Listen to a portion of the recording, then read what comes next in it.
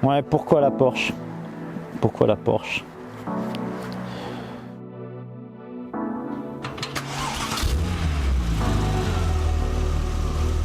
J'ai le souvenir de toujours avoir aimé les voitures et les motos.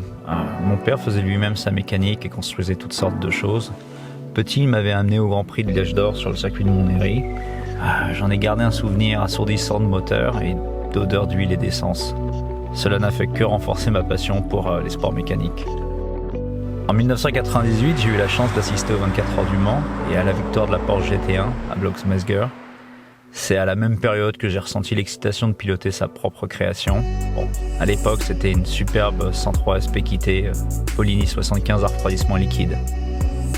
L'automobile a continué d'avoir son importance. J'ai eu ma première sportive à 19 ans, une Renault 11 Turbo Noir phase 2, et je réparais des voitures dans un sous-sol de parking pour me financer pendant mes études. Il y a eu ensuite la période des Honda Civic, partagée avec un bon nombre de copains.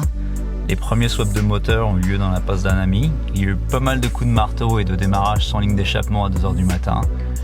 Rétrospectivement, les voisins étaient plutôt patients. Nous étions motivés d'une insatiable envie d'aller plus loin dans modification et qui nous a poussé à nous installer dans un lieu plus adapté à des modifications de longue durée. Nous avons réquisitionné la grange de mon père en Normandie et nous l'avons équipée pour en faire notre garage.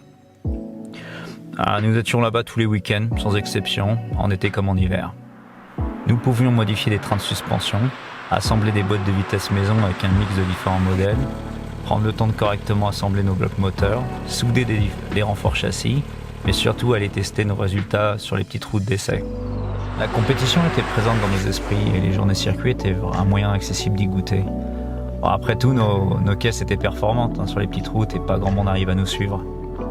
La piste nous a donné un extraordinaire terrain de jeu. Les voitures devaient être prêtes pour le jour J, c'était une course avant la course. Et quand tout se passait bien, c'était des heures de bourre quasiment pare-choc contre pare-choc sur la journée ou le week-end. Le RZ avait sa réputation. Des MacGyver qui sortent des caisses efficaces sans vraiment de compromis et avec beaucoup de récup. De tout temps, j'ai trouvé la 911 sublime et mythique. Elle a traversé les âges et a su évoluer. Sa conception et son équilibre spécifique offrent une expérience de pilotage unique.